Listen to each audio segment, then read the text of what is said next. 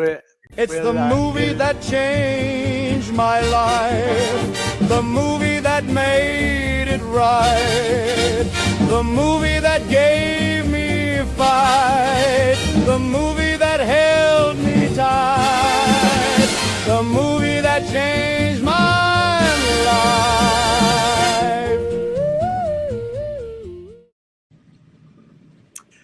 Hey! Oh, wow, Bill. Okay. I guess we're just, hey guys, how you doing? Welcome to the movie that changed your life.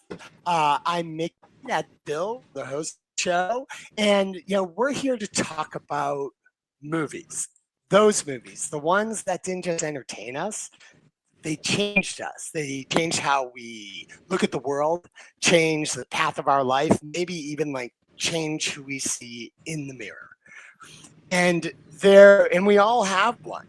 Whether you admit it or not, it might be a masterpiece, it might be a classic, it might be this random indie film, but it doesn't matter what it is, because what matters is how it connected to us and how movies actually shape our lives.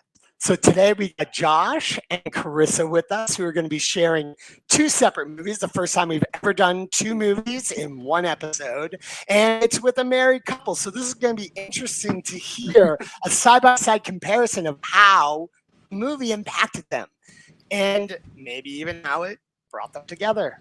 Bill, would you like to introduce our lovely guests? Today we have Josh and Carissa from Sacramento, California, and they're picking their favorite movie, Ernest Goes to Camp. I think you got the wrong notes, Bill. Hold on a second. Hold on a second. Perfect for John Travolta and Jamie Lee Curtis. No, Dunstan checks in. Okay. And, well played. Dunstan checks in. That's a deep cut, dude. That's a deep cut. Someone went to Emerson. Poster. He has the poster in his bedroom. Tattoo. Oh yeah, there you go. You've seen it. Come on, Josh. You're a big Dunstan fan. So who wants to go first? Who wants to go first? Ladies first. Okay. Well, yeah, tell us, but first, introduce yourselves. Tell us a little bit about yourselves. What do you do so when people are hearing the story, they know a little bit about who you are? Hi, I'm Carissa. I'm this one's wife.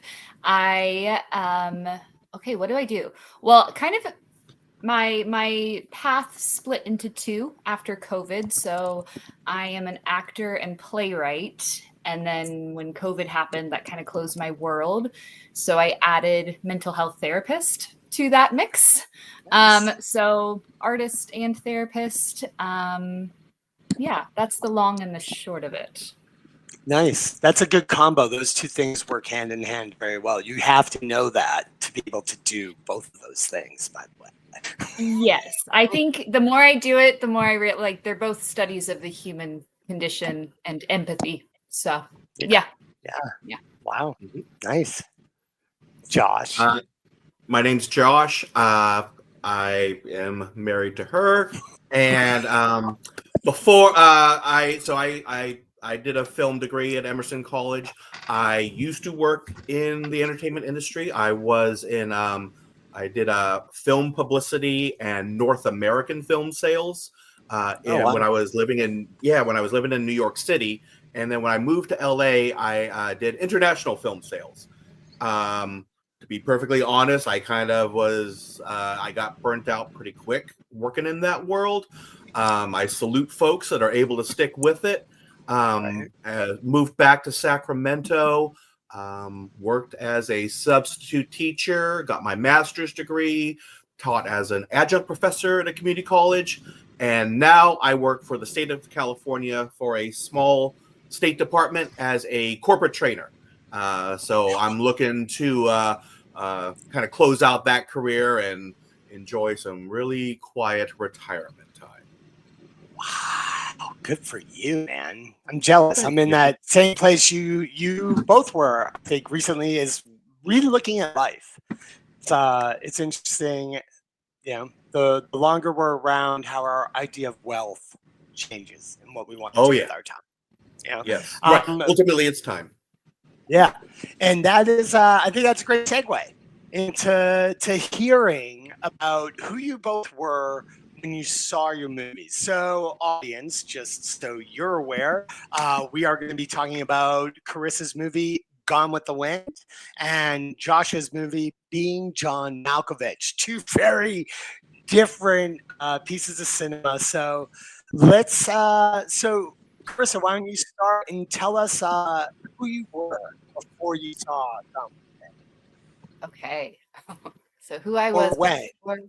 or when you saw the movie. I want to know who you Yes. were. The before shot.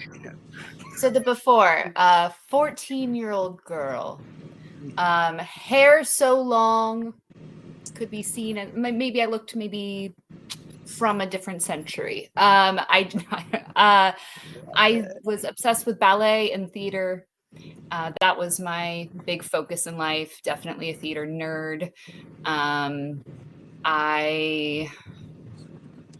was just always a very creative kid. I was artsy, crafty. I had a lot of friends. Might not sound like it, but I also was very much like friends with adults because of being the kid in theater. I didn't do just like the children's musical theater. I was always the kid in adult productions. So, which kind of does lead me to how Gone with Wind came into my life. But yeah, that's the, oh, bless you. That's the background. Right on.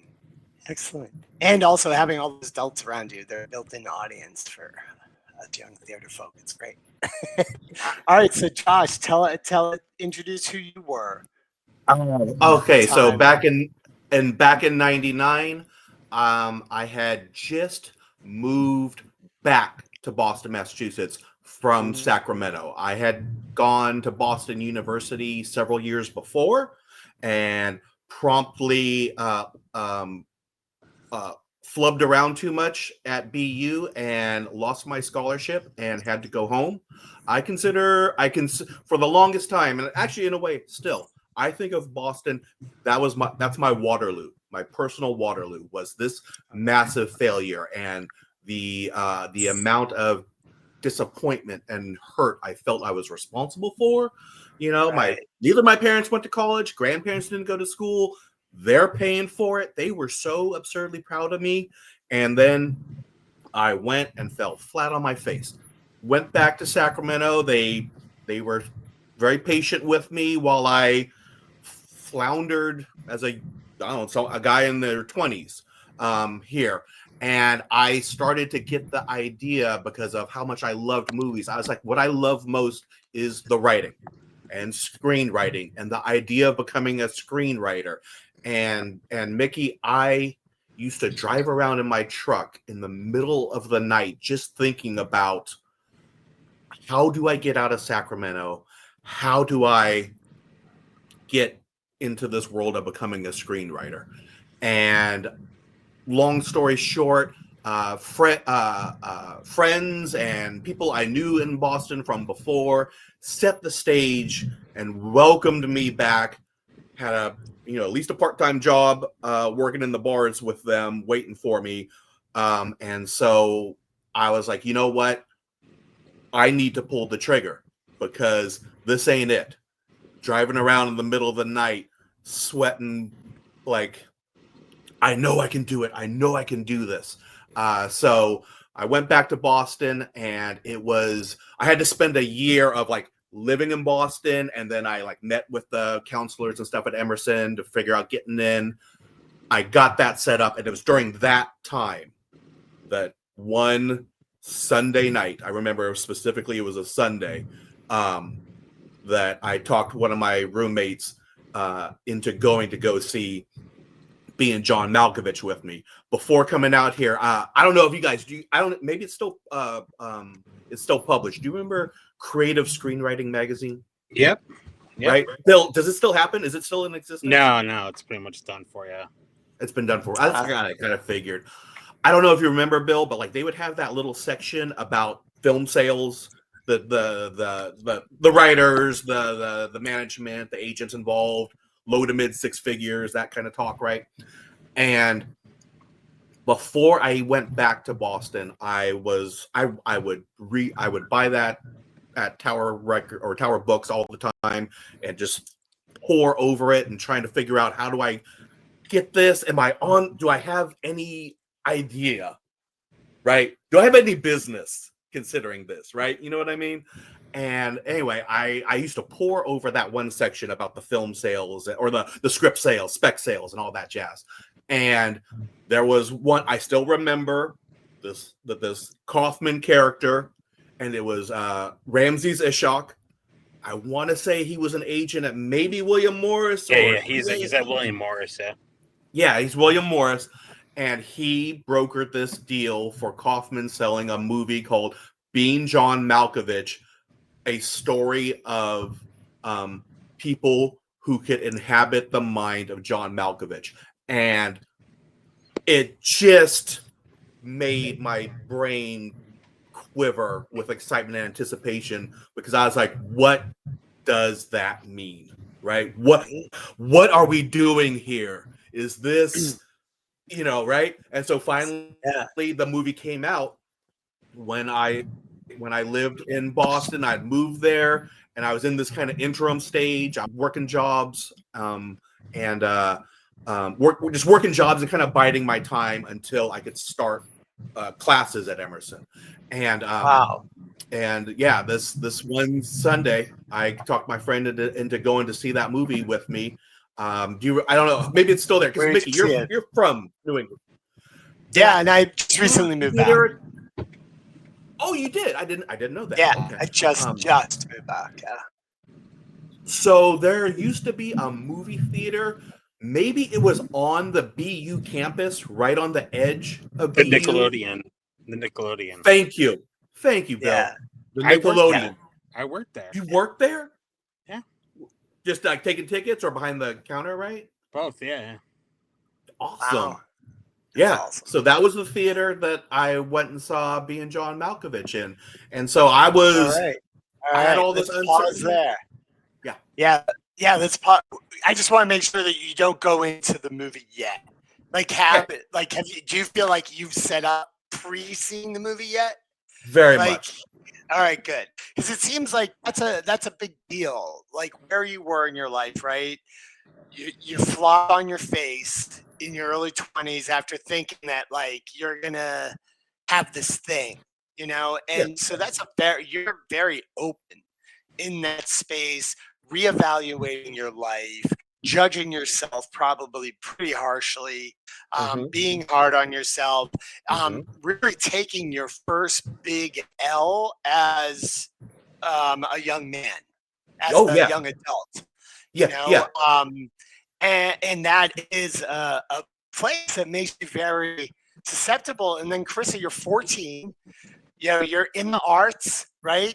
14 as a young woman, that has to really be an important moment between the shift of being a little girl, right, with those dreams. 14 seems to be when there's a major shift from leaving little girl behind and becoming young woman, finding yourself, finding your voice, finding your balance on your own 2 feet. So it seems like both of you, even though at much different ages and stages of your life in different places, both walked into these movie experiences on the cusp of a big change. Mm-hmm. Yeah. Mm-hmm. Absolutely. Okay. 10,000%. Yeah. And that's accurate, you'd say? Oh, very accurate for me. All right, Carissa, take us into that moment. What was it like seeing Gone with the Wind for the first time? Okay, well, I realized part of seeing it, I have a little more setup, which is buying it. Oh, please. Okay. So a little bit of background on why I even picked it up, because 14-year-olds, I don't know, in my generation, don't really buy the movie. So one of my acting mentors, she had just played my mom in a show, was doing a one-woman play about Vivian Leigh. And right before she went off to New York to perform it, my parents like hosted kind of a fundraiser night at our house where she performed it in our house, which for my little theater brain was just, oh my God, Oh my God. It was so cool. We had 60 people all crammed in to watch her do this incredible play. She ended up being nominated for a Drama Desk Award for it. It was a really powerful piece. I didn't know who Vivien Leigh was. I mean, at that point, I was 13. I don't think I was expected to, but also I think growing up in the theater with a lot of older than me people, I did feel expected to, and I felt embarrassed that I didn't know. So watching Gone with the Wind was a little bit of a secret because I think I had probably acted like I already had and was like, oh yeah, Vivien Leigh. So Very indicative of the age. yes, you're right. And I also like, oh yeah, of course. I know it. Sure. Well, and it's You funny too. I look back now and I don't think any of my peers had seen Gone with the Wind. I think I judged myself pretty harshly for this shortcoming of mine. So I went to the original Tower Records is in Sacramento. I think a lot of people know that. So I went down to Tower Records and they had a VHS it was 2 VHSs of Gone with the Wind because it's so long. So they had to sell it in 2. And I put together my quarters to pay for that and felt very sophisticated. And I thought I was going home to watch kind of just a boring old film. I did like some older films, but I'd never really connected with them before. And I did not expect to be so enthralled. Now, the funny part about this is because it's in 2 parts, I didn't actually look, or I don't know, maybe they were in the wrong part of the sleeve, but I actually watched the second half first, and I had no idea. Like, I just didn't know. It's so long, okay? It's so... The burning of a I wonder how is in the first 2 minutes? What? Well, I about this film. I didn't know. It just goes up and burns everything down. You're like, wow. It's a powerful open. Boy. I encourage, you know what? I encourage if you have not seen Gone with the Wind, maybe start there because it is a choice. It's a strong start. It's bleak. Like I think at the actual start of Act 2, they're like digging for potatoes and a horse like falls over dead because everyone's starving. And I was just like, wow, this is a world. So I watched Act 2 and then the credits came on and I was like, wait, this is weird. And when I put it on, I was like, oh, it's the prequel. Okay. That's so funny. That's so great. Before you keep going. Sorry. I kind of wonder too how much that influenced me because I will say, there's so many things about Gone with the Wind, which we can get into later that I do not like. It's very problematic, okay?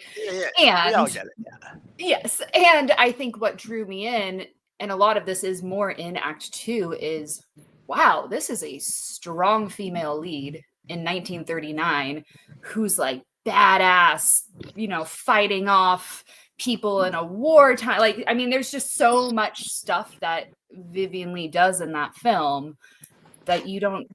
Even in modern days, always get a female lead that gets to have so many different, from like romance to motherhood to famine to war to, it's just, there's so many different things that I just, oh my God, what is this?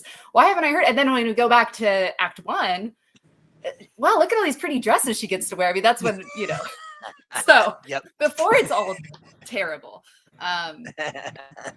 So that part of it was pretty, I think what really drew me in was just this woman who was in this film, who I was already inspired by without knowing who she was, because I was inspired by my mentor doing this play. Wow. All right. So, before that was super interesting how you did that. I'm sure more came about from that we want to get into, but I'm just curious now, before we move on, you two, as a couple of 7 years and married for 2.5, this had to be part of the whole getting to know you and getting to fall in love with these stories.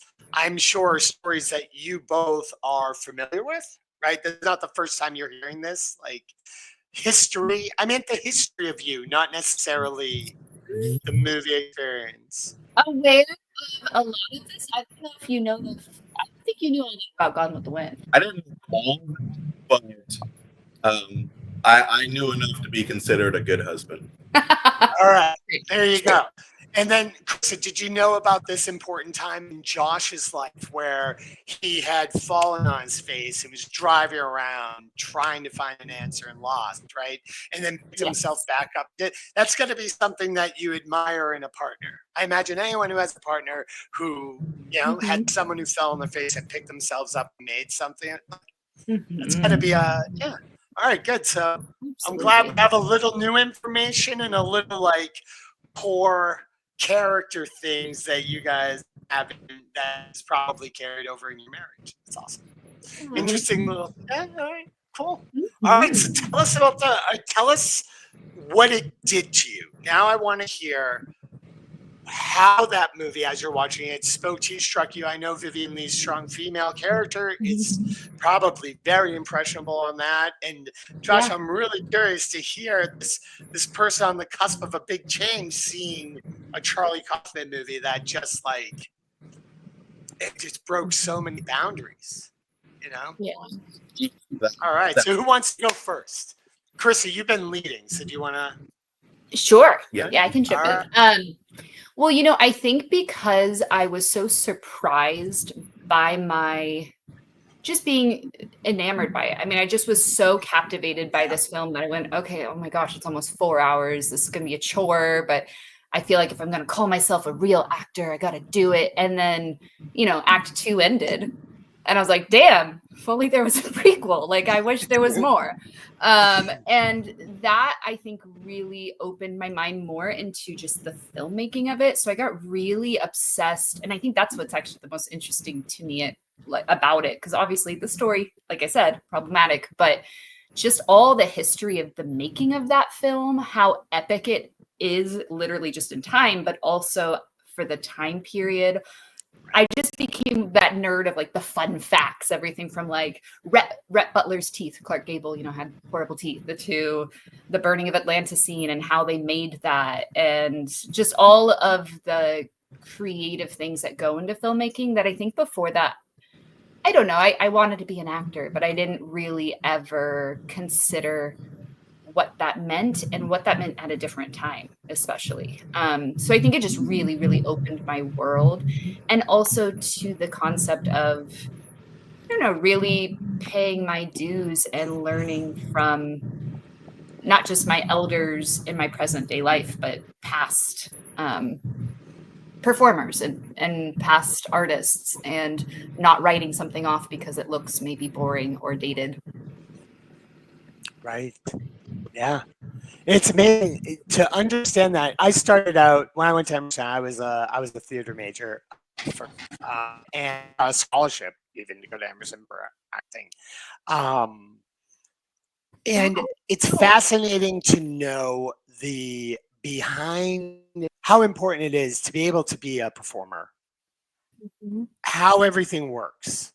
It's your stage, it's your proscenium, it is your light. It's all the things that we know as actors on the stage, but to understand how the movie is really made, because in a play, you have that story arc, right? That carries you through, and you are following that in every performance. Whereas in the movie, you might be doing the big climax on day 3 of shooting. Do you know what I mean? The final scene on day 4, and then you're going to do the open in 2 weeks. But what's so fascinating is that even though none of that stuff is really happening around them, you never notice that their performance is not a perfect arc. And that takes understanding that, wow, you're standing there in a parking lot and it looks like everything's on fire around you, but you've been waiting 4 hours and you got to be ready to go. As soon as they say action, you got to be ready for those 30 seconds. You got to be on.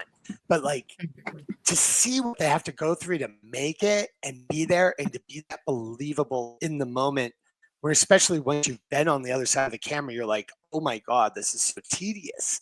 For the actors who sit around 6 hours while you're tweaking a light or a piece of set, and still needing to be ready. Like, I'm walking on any second. It might be in 6 hours, but I gotta be ready. Right. You know? And It's shooting a on. different. It blew my mind as an actor that first time. Yeah. And I think, you know, as an actor, I one time did something that was shot on real film, which is so much slower. I had no idea. And then you think about something like Gone with the Wind in corsets and hoop skirts on film. Yeah. Yeah. Right? Unreal. Wild. And with all those things happening and all that action Mhm. and all that. Yeah. Mhm. And it's time when, like, it was still such a new format medium. Super Yeah. powerful, especially for someone who had your background and where you were in life. I could see that being Mhm. altering. Yeah. Amazing. All right. Thank you. What is there anything else that happened, or is that the experience? I just want to make sure I don't ask about this Yeah. without fully making sure you've said everything you want to say. Sure. I mean, and this could also go into next part. I don't know that this maybe was a little bit of a confidence boost for me too, because one, I think when you start to, I don't know, everyone here's an artist, but I think when you start to take in maybe higher forms of art and not, you know, Disney Channel or whatever the heck you watch when you're young, and you actually start to appreciate things, you feel more intelligent. You feel more with it. You feel more cultured. And I think that was a part of it. The other part, and I don't feel this anymore, but I was interested in watching it because I was told when I was young that I looked like Vivian Leigh. And then when I saw the film, I was like, this is the biggest compliment of my life. Maybe I can do this one. Well, actually, I think I was told that after I saw it. I don't know. But that was just a fun tidbit because I ended up being like, huh, well, cool, because I happen to love her. It's not like you're telling me I look like somebody I hate, you know. Yeah, right. That's the wrong political party or something. Yeah, you're like, oh God. I love that. There's so much there that lead you places that I can't wait to hear when we get to the next part. So Josh, tell me what it was like for you walking into the Nickelodeon down by BU. Also, just realized this now that I know what theater it was, is that to go to this movie, you had to go back to the place where you fell on your face. You had to walk down and see it, all the visual memories. Right, I had to get on the B line because at the time I was living up in up near Brigham Women's Hospital at the end of the E line before Jamaica Plains. So I had kind of purposely avoided at least going up the B line, towards BC. And this was one of those times doing it. And there I was on campus. I did not do the film program, or I was not School of Comm when I was there. But I was there where the comm school, I think it's behind the comm school. And I just thought about how, well, maybe if I would have done that in the first place, I would have a degree now. I would be done. And maybe I would be working in the industry, and maybe I would know 3-act structure, all the details that I didn't really know. I was trying to learn from watching movies and just like taking notes, watching on video and stuff. Yeah, it was damn tough going back there. It helped that my buddy, my roommate Tom, went with me. I had like the security blanket, my friend with me, and just headed back. I had never seen a movie at the Nickelodeon prior. My first time. What? So, nice. I know. That's a great first movie to see there. Yeah. Did you watch the movie backwards? Did you watch it like the second half, and then the first half? Right. Well, I stood on my head while I was watching it. Actually, it would make more sense if it was the second half and then the first half. Maybe that's how we watch all movies going forward. Right. We're gonna start doing that from now on. Interesting. Yeah. But what I remember most vividly, Mickey, is movie's over, walk out. It was kind of like a late showing, so it was like it was pretty late at night. So there was nothing happening during the movie. During the movie, like there's no. Oh well, during the movie. Oh my God! why can't I write like this? Or Yeah, this is what that's I'm going to exactly do. what it was. Was it in Yeah. the big theater? Was it in the big theater? I believe it was. And was it packed? No, Okay. desolate. It was Interesting. desolate, and I Ooh, thought it. that adds a layer and a level. Yeah, right. Because it was just it's like it's poor we're, Josh. like, yeah. Right. Here you go, Josh. You've been tracking this, and you've Got already goosebumps. made the move. You pulled the trigger, gone back to Boston, which things didn't go that well last time. But you want to prove to yourself, to your parents, your grandmother, and went in there. And while watching the movie, it was like, I was thoroughly entertained by it. I thoroughly enjoyed the movie-going experience. The movie, for me, I had to think about this afterwards. Part of it was that there's an audacity to the script, right? Because I was thinking very scripty, and I was like, because I had read about in creative screenwriting. There's an audacity to that movie that is hard to come by, in as much as, like, to this day, we don't like, what's the deal with that book with those old drawings? Like, there's been this study of this bizarre thing that can happen with people like John Malkovich, and that there's a door that leads into a space that seems to be earthen, right? There's mud and stuff in it, 7.5 floors up in the middle of Manhattan. Just all these things. And like, how did people figure this out?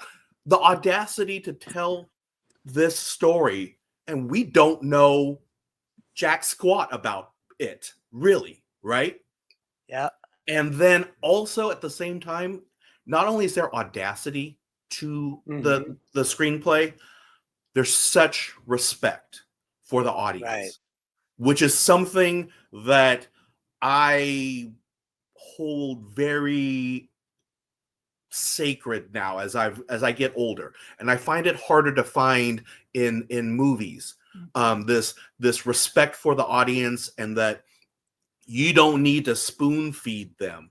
You don't need to. Even if you're trying to like foreshadow something, you don't have to like shine a flashlight on it and just ram it into the audience's face to make sure that they get that this is important, or this is predicting later on that character is going to turn out to be bad, Or something. the exposition. Oh my gosh. The exposition thing. She picks up on that a lot, and we'll have to pause something, and Makes me so crazy. Yeah, we have to make fun of it. Well, it's let it reveal.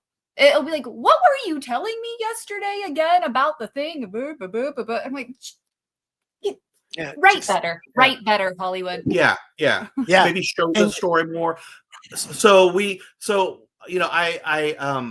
And then the story was so, it was so contemporary.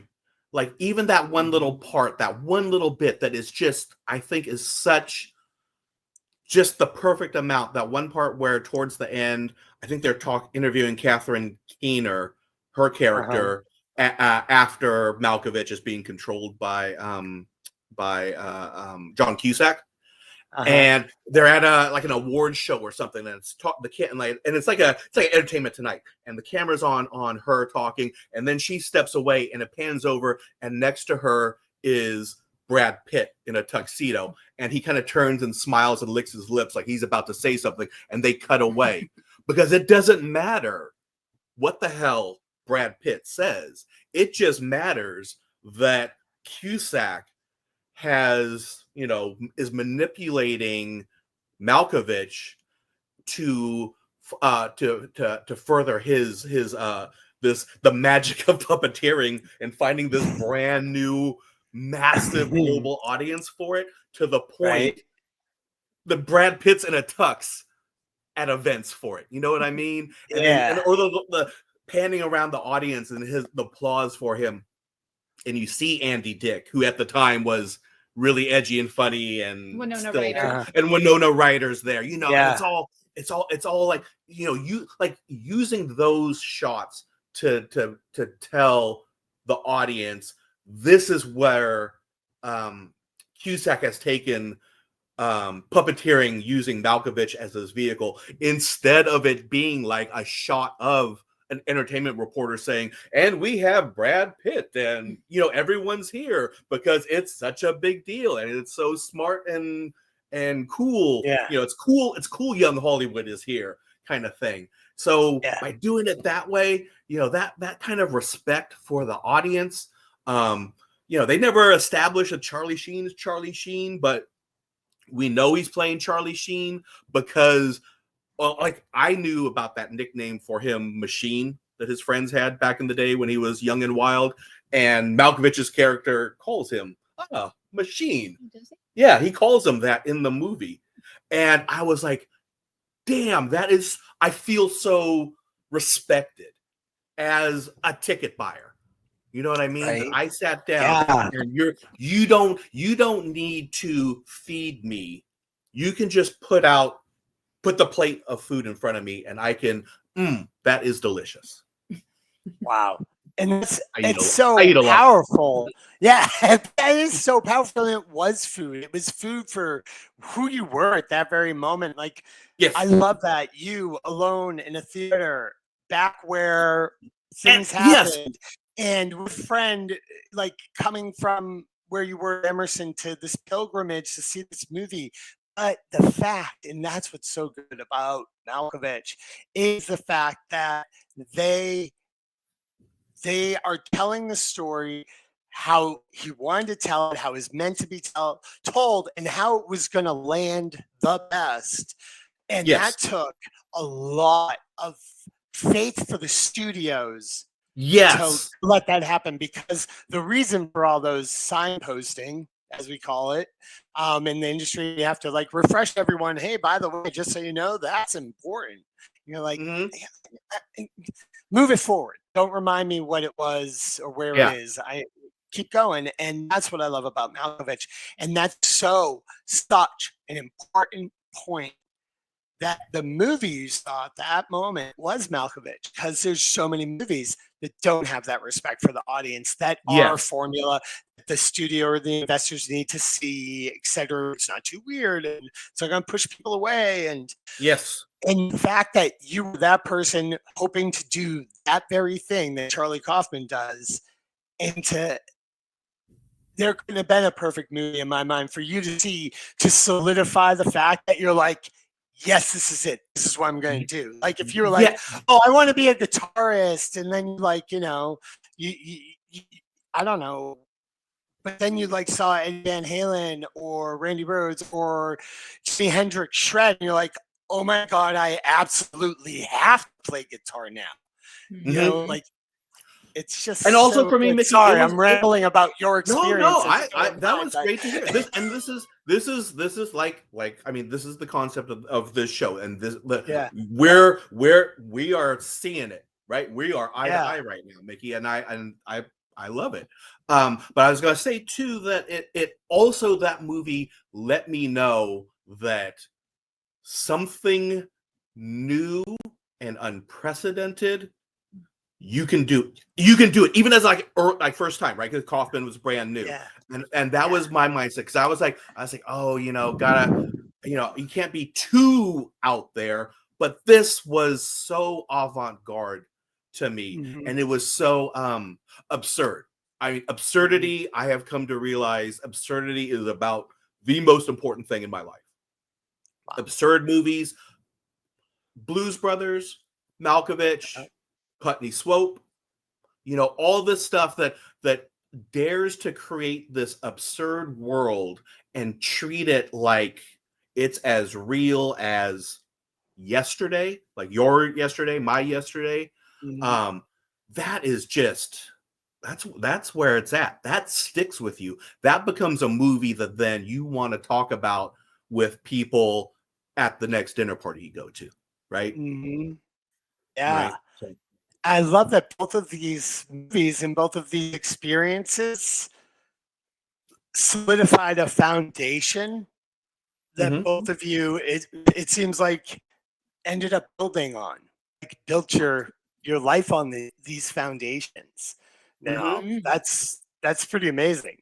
That's Yeah. I had I love the synchronicity of it between the both of you. That even though it's totally different, like you're kind of on a similar path. So Yeah, when I left that movie, Mickey, and Tom and I got on the train, I told him, I was like, you gotta just kind of leave me alone for a bit because I can't talk right now. I was like, I felt almost like humbled by that movie. mhm. Like I Yeah. thought I was gonna get my degree, I was gonna roll into Hollywood, and I was gonna blow folks away with something that's never been seen before, but is viable as well as a like a commercial product as well.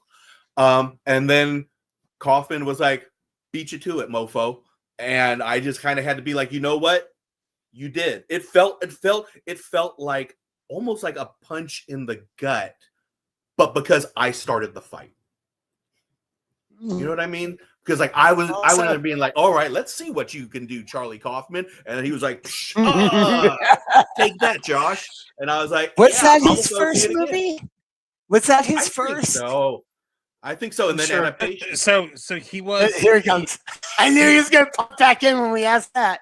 he was like a shitty sitcom writer. He wrote something called Astronauts. He was on the Dana Carvey show. He That was show was a brilliant. middling sitcom writer, and then he wrote this crazy thing that nobody ever thought. If you read about the making of it, there's Easy Riders, Raging Bulls. But Oh yeah, yeah. But there's another book about 90s cinema and about USAA. And the fact that movie got made was just like one in like 400 billion. Like no, like it was like the perfect time where no one really read the script or really understood it. And the company was folding. It was Polygram. It was going to USAA. Mhm. So like under any other circumstances in history, that movie would never get made. And Oh, it would have been so Kaufman. scrutinized over and so noted to death. You're right, Bill. Right. Totally. Not even that, but just the fact that nobody understood it. The funniest joke about the production is that John Malkovich, Spike Jones was giving, he's a very simple filmmaker. Like he literally put stockings over the camera lens, and I was like, dude, we could put a flare or a different lens, and he didn't really understand that. But he said to John Malkovich, he says, can you be like more dramatic? And then John Malkovich said, "Oh, you want me to be like Blanche DuBois from the Glass Menagerie?" And then Spike Jones goes, "I don't know who that is." And then John Malkovich turned his agent. It's like, "What did you get me into? What did you get me into?" So I'm gonna step away, but that's a little movie fact for you. Love Okay. it. Yeah. The theater person in the room's like, if you don't know a streetcar, I'm gonna have to. Yeah. Right. Spike Jones didn't know who Blanche DuBois was. Nope, not That's at all. wild. Yep. Dang. Wow. No wonder Scarlett Johansson wasn't that into him in is it Lost in Translation? Mhm. Oh, yeah. Or well, yeah, whoever character was. I think all it's supposed to be well, it doesn't matter. That's not our movie, so it doesn't matter. This is great. I love this, guys. Thank you for sharing so much of this. Thanks for having us. Okay. Mickey. Yeah, I love this. All right. So Carissa, tell me about the trajectory now. You've Okay. seen Vivian Lee. You've seen it. Now you're like, oh my God, you're 14. You're feeling like I am so much more worldly and educated and smart. But like, yes, that's a 14-year-old thing to think. But at the same time, you were thinking about things that at that age we don't usually think too far in past what's in front of us right there. So I think it's super powerful that happened for you. So tell me where the trajectory went from there. Yeah. So I guess this is where it goes. Is it the film or is it the person? Is it Vivian Lee or is it the film that changed me? But I do think it's both, because the film, like I said, broadened my concept of filmmaking. And I did dive really deep into her. So, and I don't even know, I'm remembering this back from 14, but I think I read somewhere that she wrote like in her diary or wrote letters saying like, I will play Scarlett O'Hara when they first announced the film, like this is going to happen. And I just, things like that, I was like, yes, that's how we do it in this industry, which is, you know, Right. not how it works. Take what you're going for. Yes. And while I think in some ways that lesson probably did me dirty, because you can write a letter saying, I will play this in your production. It does not really work that way, as I learned. However, there is a tenacity to that, like just the bravery and the confidence to go forth and I am going to do and I am going to achieve. I think I really took that, that I can carve my own future. I can be who I want to be. Like that very much was what I took from the Gone with the Wind. I can be unafraid and say what I want, and go for it, and will it to happen? Now, it's guaranteed. No, it's not. It could blow up in your face too. But that is such an important thing for a young person to hear and know and understand, that it is okay to want what you want. It is okay to go for what you want. It is okay to like be strong and firm and saying, that is going to be mine. I am going to do that, and to know that, because even if it happens or not, to have that kind of conviction at such a young age, so like that is that's a big deal, right? Yeah, you know, I appreciate you saying that, because it really was, and I think probably until this conversation, I haven't, you know, thought through every moment of this, but it's absolutely that, because beyond that, you know, there was such, I think, a lot of the great British actors, there's such a reverence to studying and being a prepared actor that, you know, we're not just rolling out of bed, going to an audition. So I took, you know, everything. Dance became more serious. I never really wanted to be a dancer. But it was like, okay, I'm going to study ballet because that's going to help my acting. I'm going to read every play I can possibly read. I would, you know, I used to subscribe to LA Theater Works and listen to audio versions of plays while I'd have to like clean my room on Saturdays. To me, it just made me really studious, I think, learning about Vivian, and then therefore learning about so many other actors as well, that just kind of came off of that, of just really going, I'm going to, you know, if I'm going to do this craft, I'm going to do it. I'm going to learn, and I want it to be a craft and not just something I show up for. Or, you know, I think there can be a lot of like, I want to be an actor, but it's more about the image. What's that phrase? I don't know who said it, but it's like, don't see yourself in the art, see the art in yourself. And I think that's sort of where I took that. And then the trajectory, I ended up going to drama school. It was in the South, not inspired by Gone with the Wind. Okay. That's the drama school I decided on. I went to North Carolina School of the Arts. Great school. Great school. Yes. It's huge people get out there. Huge. Yes. Everyone I know out there is actually also a great person. Like, it seems like it's a really cool quality group of people that are down there. Yeah, You know, it really is. Yeah. I mean, I had gone, Gerald Friedman was the dean when I went, and I was so desperate to work with him. Unfortunately, he got sick within my first year, but it was still to hit the program he built. It was really wonderful. I was so inspired. I mean, Mary Louise Parker went there. Parker Posey was in the high school program. There's so many, you know, women I grew up with where I was like, oh my God, I get to go here. And this is the fun tie-in to looking like Vivien Leigh. So when I went to college, the really thin pencil eyebrows were in. Do you remember when that was a thing? Oh yeah. Oh, horrifying.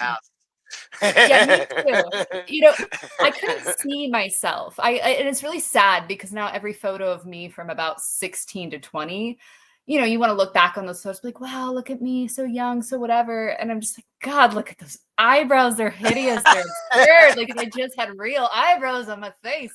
But the other side of very thin eyebrows is they are kind of Gone with Windy. And I felt like in my my very first college party, first night in college, I also didn't tour the school, so I just went. So my first day there was my first day in the state. I was just like, all right, here we go. Yeah, that's trust. But I mean, if the school has a reputation it has, you're just gonna go, well, okay, I got in, I'm gonna go, like, you know.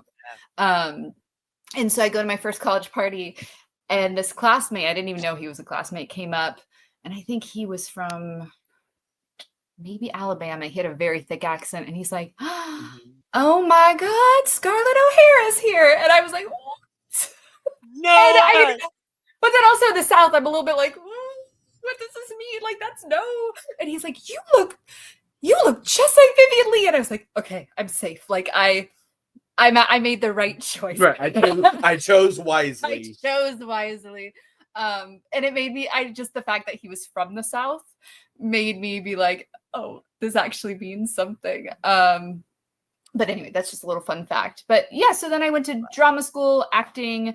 I had always written. I think though with playwriting, it's a lot harder to get experience, like real experience playwriting, because you can audition for a play a small role, build up your resume. People don't just produce your plays very often. It's a lot bigger commitment to take on a new playwright. So I had always been writing, also very much inspired.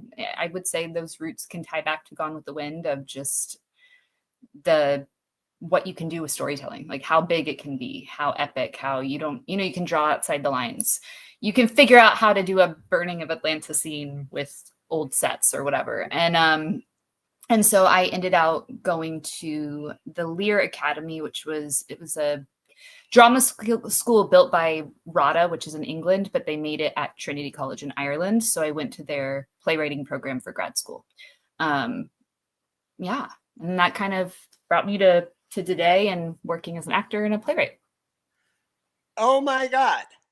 Well, Carissa, like earlier we were talking, and just so the audience is aware, before we were rolling on this podcast and we were chit-chatting in the lobby beforehand, or the green room, whatever it is, you all told me that after you met and after you started dating, the thing that made it all click for the two of you was the fact, Carissa, that you went to Trinity, and Josh knew people that went to Trinity.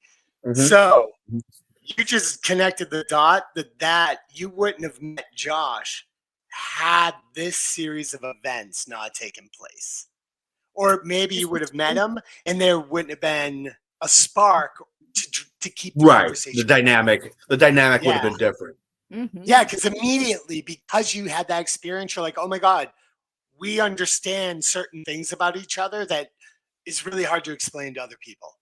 Like, it's one of those things that it's just, there's chemistry or there isn't chemistry. And that's one of the things that made that chemical reaction work. And what's cool is, the Trinity thing, because we, like I said, we met through a casting director who also went to North Carolina School of the Arts, but was also from SAC, who knew Josh as a kid. So it's like this weird, that's how we met. And then after we were at the Women's March the next day, Josh was like, I want to reach out to her. What's the in? And then that's when the Trinity thing came out. So it's like kind of all of it, this acting into playwriting. And that's how we, how we got to playwriting. And he's interested. Did you guys both know that you had a love and a desire to write no. in your relationship? I mean, it became a thing, but not right away. So I was quite reserved initially. And I did not know that Carissa was hoping for kisses. And so I didn't act on it because I didn't want to be too aggressive, too abrasive, too whatever, right? And so I would, right. Well, I mean, but that's what you said, is that like by the door, like, okay, I'm gonna go now, and you're waiting for me to kiss you, and I wasn't gonna put it on her, She's like so proud of my lead. She had to show first that, like, hey, I'm kind of sweet on you, so go ahead. That was I stand my ground, Mickey, that my reserved nature, I would still do it again. Of course, the respect is important. Consent is sexy. It's important. But also, she said good night and was still standing outside her door. Oh, Mickey. Oh, geez. I mean, that's like, if you put that in a script, people be like, it's a little obvious. We met more. When's the Women's March? It's January 19th, 20th, right? Ish. Something. That's right. Yeah, yeah. Inauguration season. I believe it was March Great. 25th, and hanging out weekly before we broke that barrier, because I stood in the doorway and I actually said to myself, like, okay, it's gonna happen, because I'm going, maybe he doesn't like me. Maybe he just thinks we're great friends. And so we're standing there. I was like, okay, it's 11 p.m. at this point. I'm tired. Like, I'm gonna go home. And I said, okay, bye. And then I just stared at him. Stare at. And then finally went, okay, it's cold. I'm gonna go. But it was like a good 30 seconds. Mickey, if I may, We've all been there. I was like, people used to tell me I look like Vivian Lee. And now this guy won't even kiss it. Carissa might get mad at me about this, but let's just say that there is a significant age difference between us, and I did not want to be the creepy old guy who totally misread that we got along well. You know what I mean? I did not want to drop that because she was the first new friend. She was the first new friend I'd made since I had gotten separated. Fair enough. Fair enough. And I was not going to be like, I am not going to misread it. I am not going to push up on her. And it hurts her feelings. It alienates her. Anything like that. So I was like, I will gleefully play the long game, because you know what? Even during this more platonic time, I thoroughly enjoyed going to get gelato. And the jerk. Well, yes, you are. That's absolute. I'm glad, Mickey. Thank you for helping her realize. Chris, that was in no way my intention. You guys are connecting that dot. That's why. Fair's fair. I think it's great. Obviously it happened how it was supposed to happen. So everything worked out. You guys are so great together. I love the energy. Thank you. And the flow between both of you. It's great. I love that you're sharing all this. Nice. All right, so you got her, and then so now you didn't finish your trajectory. She brought up Trinity, and I was like, oh my god, that actually has something to do with the two of you. Right, we had talked about before. I kind of hijacked your trajectory. Quite all right. Into all that. Quite all right, Mickey. What it did was it told me that whatever I might eventually conjure up, and so what happened with me was, I was like, there's not like it's for me. My understanding was finding a screenwriting job is quite difficult to do, especially fresh out of school, right? So I was trying to find work within the industry that I could do, so I'm in the world. I have rent paid, and then I can still work on my stuff. So that's how I got into film publicity, film sales, that work. And so I kept that on the back burner. I did my I went to Emerson. I don't think I have an official focus in screenwriting in my film degree, but that was my thing. Was very much the screenwriting classes, and I threw my all into those classes, and I loved every second of it. I loved the writing. I wrote a short film that we ended up shooting outside of school. I just got some classmates together, and this one guy who I had made friends with, he rigged up roller skates so we could roll cameras down the bar and stuff for these shots in a bar and everything.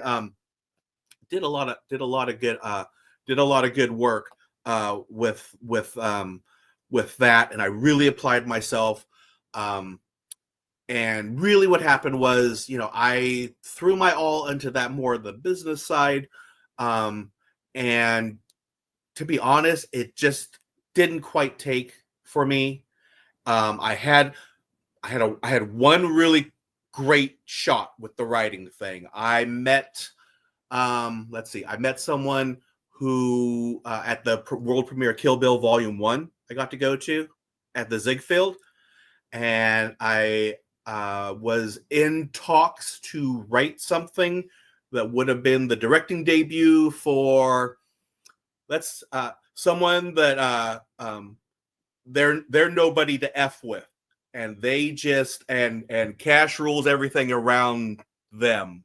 And right? You know who I'm talking about? Well, no. What does that mean? What are you talking about?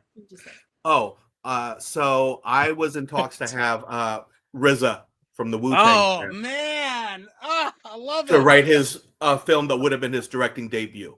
Oh, And wow. and we had several meetings. It went his manager he was a greenlit cool it. guy, right?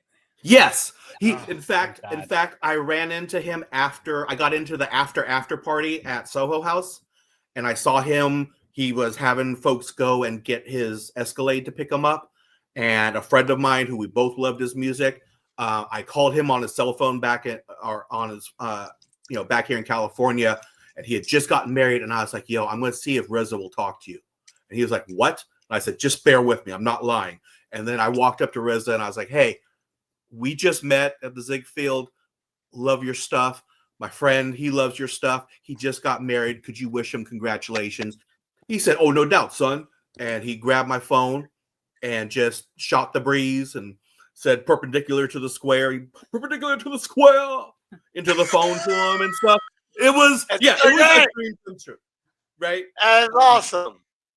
Yeah, so great. so- I love it. So you had your moment. That's great. You know what, and Mickey, you that's found- the thing is I got to step up to the plate, Yeah. and we got pretty close to maybe making it happen. Without going into details, it didn't happen, but I had my shot. You know what I mean? I got to that point. So yeah, and even though at the same time, I saw in my head the interviews with Vice magazine that were going to be happening for me because I'm going to be so cool, resurrecting kung fu films for RZA to direct. Oh my god! Stuff. Right? Oh my god! That would. I was like, I was going to be the coolest thing since Von Dutch hats, I guess. Well, because those were hot at the time. At that time. It was. I think that one paired nicely with the skinny eyebrow trend. Right, there we go. We all happy have when our period. I was happy when that one went away. Well, this has been amazing, you two, and I really quickly because we are running out of time on the recording. What do you hope? Somebody who's watching this or watches your movies gets out of it, and really quick, what do you hope they'll take away from this conversation or watching your movie? I mean, I'd say just from this conversation in particular, I think that creativity does not need to know any bounds, and that you don't have to be someone to be someone. You can create that for yourself and create your own path, and it might not always end out where you thought it was going to be, and it might even end out somewhere better that you never thought could be better. And stick with it, and it's all worth it, even if you go another path. It's all for something. There's more to movies than just the box office they make in the first 2 weeks. Movies should be something that like art, as I'm talking about, like paintings or music and stuff, that resonate with you and become something that is a part of you that you want to revisit, that you want to reshare with people and talk about and spur on conversation. There's more to a movie than just the first 2 weeks of the box office. Right on. Well, I hope that you got to watch both of these movies with your boy, and to share a little bit about yourselves in the process. And it's not just about the movie. It's like, hey, when we saw this is what it did to us. And I think these are all important lessons that came from this, that impacted your life in a positive way and led to a beautiful relationship and happiness and a new idea of wealth. Yes. It's great. Oh, very much so. Well, I'm so happy you both came on tonight. I'm so happy you shared everything about yourselves and your love of this movie. It's been wonderful to hear all this. So thank you. Thank you, Mickey. I've you, really, man. it's the folks that weren't watching before, right? I've known Mickey for quite, I guess we could say no, but it's been decades since I've spoken to him, and Mickey, man, it's great to see you. It's great to see you too, Josh. Thanks so much for coming on. Chris, it's so It's a lovely pleasure, to meet man. you. Thank you for making him so happy. He's always been a great Aw. person. I'm so happy that you guys are happy together. Dude, Thank thanks, you. He makes man. me very happy too. We're all very lucky. Thank you. Great. Awesome. All right. Well, everyone, please like and subscribe and share. And in the comments, please leave us some snippets of anything that you connected with from Josh and Chris's stories. We love movies and we love to hear how they shape lives. So please share below and we will see you next time. Thank you.